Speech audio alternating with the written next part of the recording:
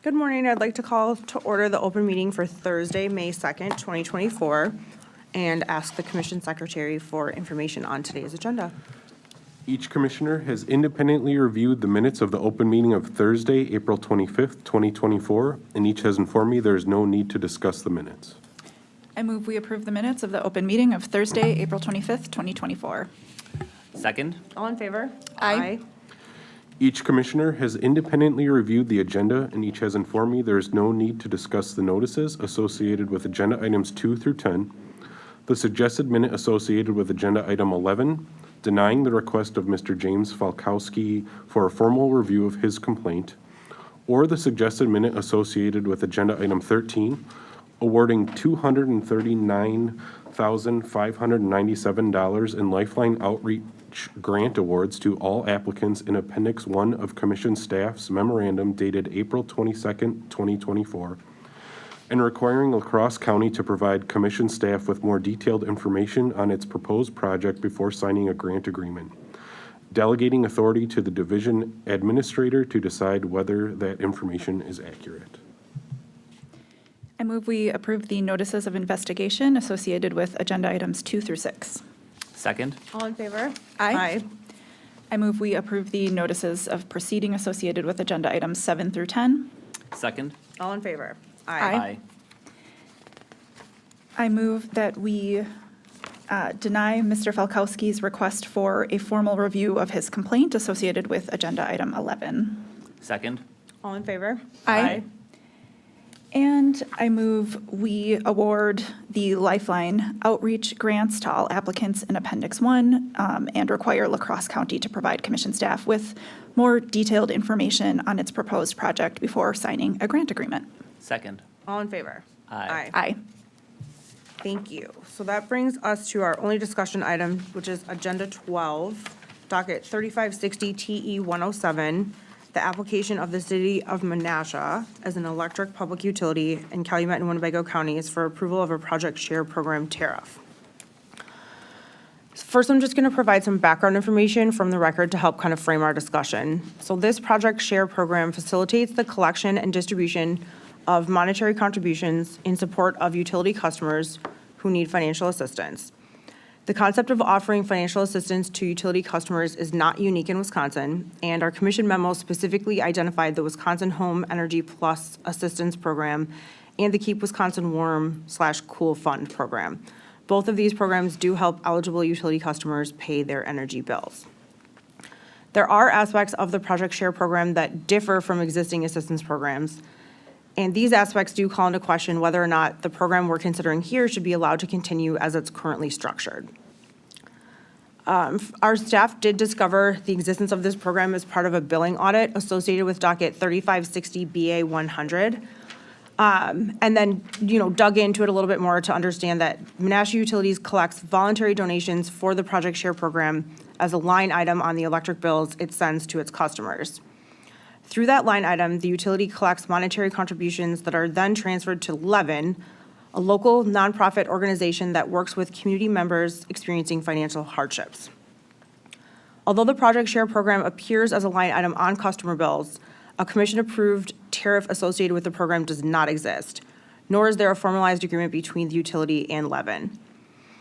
At the conclusion of its billing audit, Commission staff informed Menasha Utilities that should it wish to retain the project share program donation line item on its electric bills, then pursuant to Wisconsin Statute Section 196.22, which prohibits a utility from charging, collecting, or receiving more or less compensation than what is specified in its tariff, Menasha Utilities should file an application with the Commission seeking program approval. So on July 6th of 2023, Menasha Utilities filed an application seeking approval of its project share program. Just some more background information, Menasha Utilities has informally partnered with Levin for 25 years, and the record before us states that Levin does not solicit contributions directly from utility customers, nor does it collect or have the ability to collect contributions from utility customers. Therefore, how this works is Menasha Utilities sends a voluntary contribution form to its customers that briefly explains the project share program and asks for contributions. This form is included in billing statements on an annual basis, and customers can indicate the frequency of their contributions, one time or monthly, and then return the form to Menasha Utilities. Monthly pledge amounts are then reflected as a separate line item on participating customers' bills. Menasha Utilities reported that all the funds collected from this program are provided to Levin, which then identifies eligible customers in need. The utility reports that on average, it has 137 customers making monthly contributions to the Project Share program, and an additional 76 customers who elect to make a one-time donation. Furthermore, Menasha Utilities contends that the cost of the administrative time spent by staff on the Project Share program is less than it would have spent trying to collect, disconnect, or place delinquent bills onto the tax roll. I will note that while total donations received from customers and provided to Levin has remained relatively stable since 2020, that in 2022 and 2023, the total dollars Menasha Utilities provided to Levin exceeded the amounts Levin returned to the utility to assist eligible customers with their bills. So ultimately, today we're being asked what to do about the Project Share program.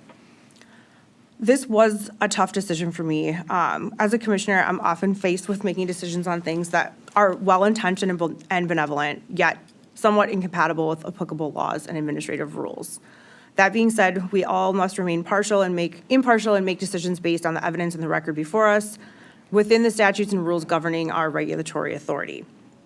So given all of that, I do have concerns about the lack of formality of the program and the absence of a tariff. I do want to be clear that this is not a critique of the Project Share program itself. I'm very supportive of the goals that the Project Share program is designed to achieve, namely assisting customers experiencing financial hardships with paying their energy bills. However, for this program to continue, I do think it should be formalized and documented in a tariff to help bring it into compliance and increase transparency of the program.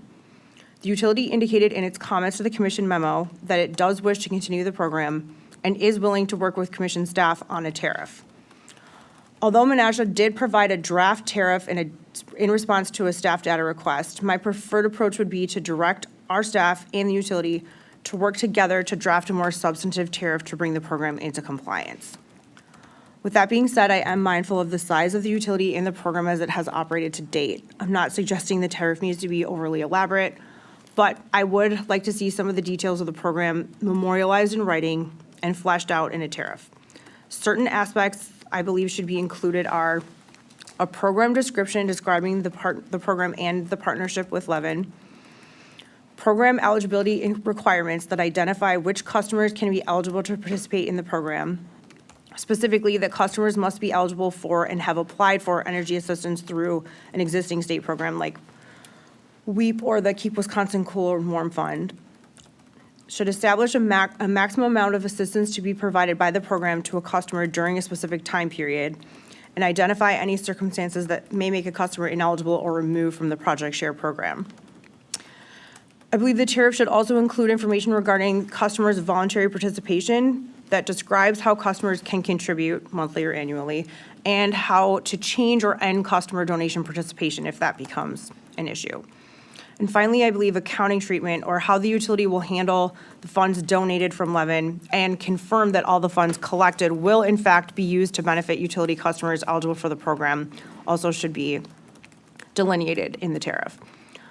Once we have a tariff before us, I think we as a commission will be in a better position to make a determination about this program. So I think my preferred option today is that instead of making a decision about the program, I would prefer that we direct our staff to work with Menasha to develop a tariff that's consistent with this discussion and then go from there regarding the future of the program. I do want to pause and see where my colleagues are and if it's possible that we can come to a consensus with how to proceed on the program. So, Commissioner Nieto. Thank you, Chair Strand. I ended up in almost the exact same place that you just described for many of the same reasons. I think that this program is a voluntary donation program. These aren't really, these aren't utility dollars being given to energy assistance. These are below the line customer donation dollars.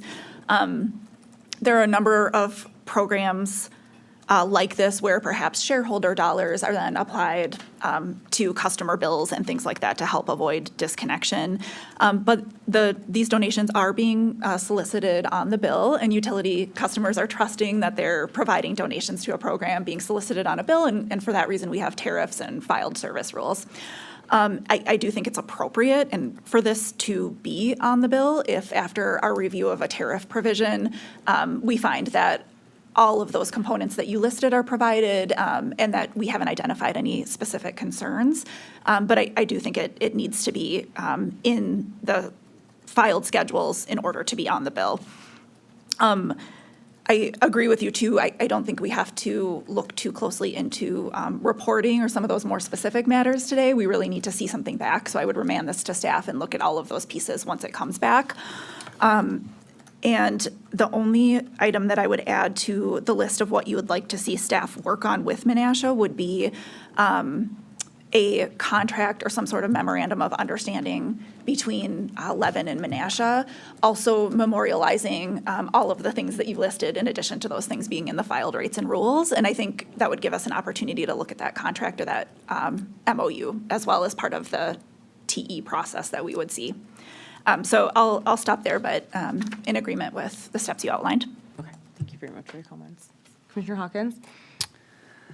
Thank you, Chair Strand. I'm in the same place as my colleagues, and I think since this is the first time the commission is looking to approve this type of program in a tariff, it's important that we don't set a precedent that this is not okay. I think it's important that we work with Menasha to find a way to make this type of program work for both them and for our rules and statutes. So I think this is a great tool in the toolbox to help with affordability concerns.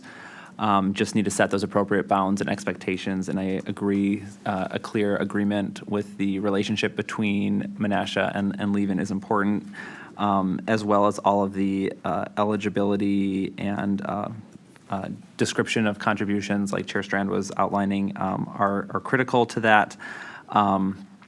I also think just generally that anytime a customer is willingly increasing their rate, it is a just rate.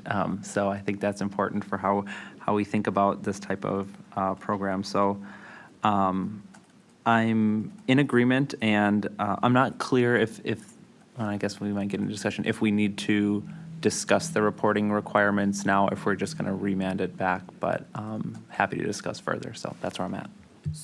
Thank you so much to both of you for your comments. We don't need to discuss reporting requirements or vote on any aspect of that today. So legal counsel, please correct me if I'm wrong, but given where the three of us are, I think we're probably okay with laying this decision over, so not having to make a specific determination regarding the program today. And then once the commission staff has had the opportunity to reach out and work with the utility, then at that point, it would come back to us and we could review the tariff and make decisions then. Correct. The minutes will reflect the guidance you have provided to both staff and the utility, and then we'll do that process of working with the utility, and then we'll bring it back to the commission. This memo will still be out there, and so if there are other considerations that come to light during that process between staff and the utility, and we need a supplemental memorandum, we will do that along with the draft tariff once there's some agreement between the utility and staff. Okay. So no action needed, just layover. Thank you, and thank you both again for talking this through. Go ahead. Yeah, just one clarification. I think it's important that the burden placed on Menasha to prove the benefits of this program not be any greater than what they've already provided. I was content, as Chair Strand outlined, that the administrative effort in supporting this program is at least equal to or less than what would otherwise be applied, and that's sufficient for me to understand that there's a benefit in this type of program. So I just wanted to be clear to staff in working with that structure of the program I'm already good there, so just wanted to get that out there. That's helpful, thank you. Given that we don't need to make a final determination on that, that will conclude our official business for today, which means our next open meeting is scheduled for Thursday, May 9th, 2024 at 10:30 a.m. And all we need now is a motion to adjourn. I move we adjourn until Thursday, May 9, 2024 at 10:30 a.m. Second. All in favor? Aye. Thank you, we're adjourned.